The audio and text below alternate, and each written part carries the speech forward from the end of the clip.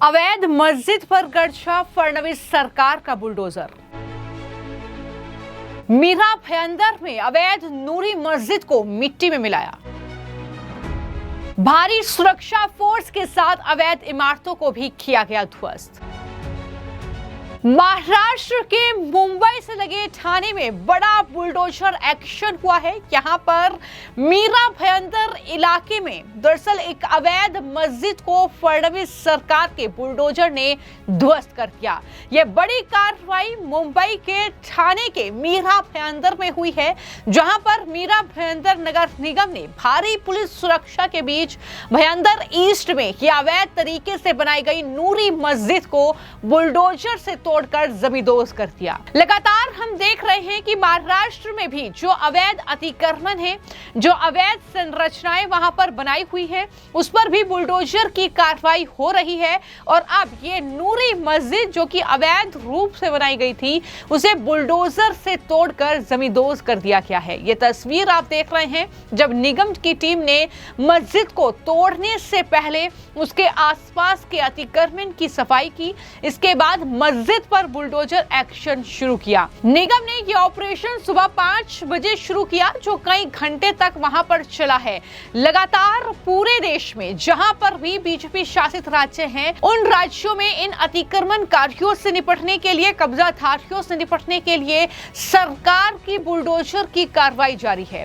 जानकारी यह है कि पूरे इलाके को साफ कर दिया गया है। मीरा भयंदर नगर निगम के अतिक्रमण रोधी अभियान में भयंदर ईस्ट के गोल्ड नेस्ट सर्कल इलाके में बड़ी कार्रवाई की गई है। जो ये अवैध तरीके से बनाई गई नूरी मस्जिद थी, दरअसल उसके आसपास का जो भी अवैध ढांचा था, उसके खिलाफ भी बुलडोजर की कार्रवाई की गई है।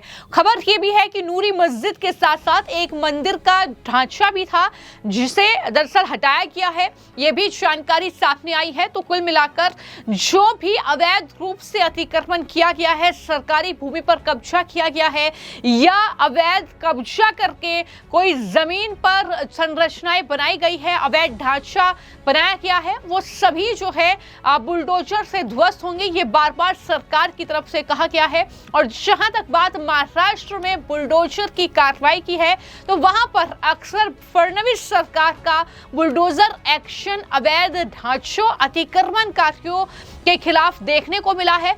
हाल ही में हमने आपको वो तस्वीर भी दिखाई जहां पर बांद्रा में एक बड़ी बुलडोजर की ड्राइव चली। कई दिन तक ये बुलडोजर की कार्रवाई वहां पर हुई। पूरे स्टेशन के आसपास का जितना भी इलाका था जो कि अवैध रूप से कब्जा किया हुआ था, उस इलाके को खाली कराया गया। जहां पर लगभग 400 से 500 के बीच जो संरचनाएं थी, अवैध रूप से जो घर बनाए गए थे, वो हाईकोर्ट के आदेश के बाद वहां से हटाए गए। जो तस्वीरें भी आप देख रहे हैं।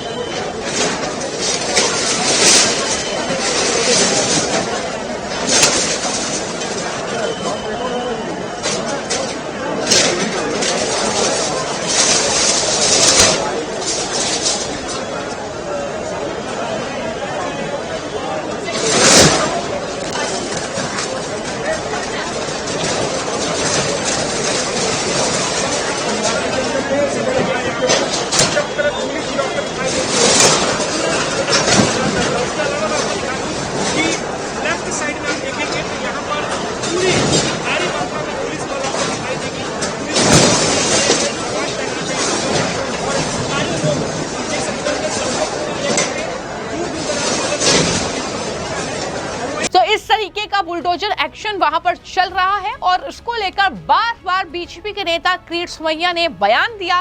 क्या कुछ उन्होंने कहा, सुनिए। 18 मार्च से वास्तव में ये कार्रवाई अभियान शुरू हुआ। 18, 19, 20, 21 ये 4 दिन में मैं 2 बार यहाँ आया था। रेलवे के अधिकारी थे, महापालिका पुलिस। पहले तबक्के में ये जो 8 नंबर 9 नंबर रेलवे लाइन साफ की। अभी वाले तबक्के में ये जो पार्ट है रेलवे टर्मिनल की जगह साफ कर दी है। ये 2 महीने में 6 बार मैं स्वयं आया। मैं महापालिका के अधिकारी, पुलिस, रेलवे अधिकारी को धन्यवाद देता हूं। और मुख्यमंत्री देवेंद्र फडणवीस ने जो अधिकारी को कहा यहाँ पर रेलवे टर्मिनल, उसका विकास, 2 करोड़ लोग ये टर्मिनल से आते जाते हैं। और इसके लिए जो भी लैंड माफिया है, जो लैंड जिहाद के नेता हो गए, वोट जिहाद के नेता हो गए, उनकी मत सुनो। यह प्रोजेक्ट अब साफ हो चुका है। अभी प्रोजेक्ट साफ होने के कारण कुछ लोगों के राजकीय भविष्य भी साफ होता हुआ जो वोट जिहाद वाले को लगता है।